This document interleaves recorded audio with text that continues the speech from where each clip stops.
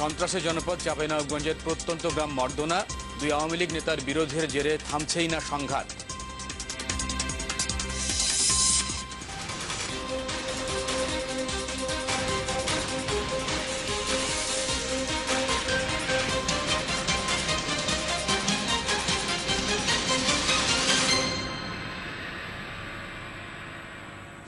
আমন্ত্রণ সংবাদ সারা দেশে, সঙ্গে আছি আমি ইমতিয়াজ মাশরাফি।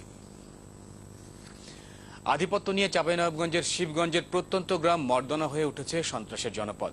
স্থানীয় দুই আওয়ামী লীগ নেতার বিরোধের জের ধরে একের পর এক ঘটছে হামলা আর লুটপাটের ঘটনা। প্রকাশ্যে খুনের ঘটনাও ঘটেছে সম্প্রতি। আলোচিত ওই গ্রামে পুলিশ ক্যাম্প করেও থামানো যাচ্ছে না সংঘাত। প্রত্যন্ত গ্রাম, যাবার ভালো রাস্তাও নেই, অথচ শিবগঞ্জের মর্দনা গ্রামের এই নিভৃত পল্লীতে রাজনৈতিক হানাহানি পৌঁছেছে চরমে। অভিযোগ আছে স্থানীয় পৌরসভার বর্তমান ও সাবেক দুই কাউন্সিলর আব্দুস সালাম ও শফিকুল ইসলামের মধ্যে দ্বন্দ্বের জের ধরে প্রায় গ্রামে ঘটছে হামলার ঘটনা।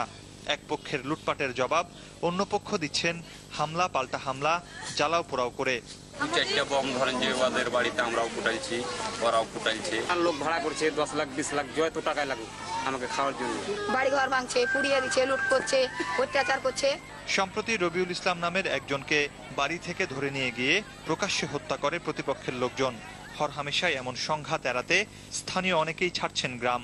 ভয়ে আতঙ্ক হয়ে এজন্য নিয়ে চলে যাচ্ছে গরু ছাগল হাঁস মুরগি যা আছে সংসারে। শান্তি চায়, এর সুব্যবস্থা যেটাই হোক, সামাজিকভাবে হোক আর আইনগতভাবে হোক, আমরা সেটা মেনে নিই।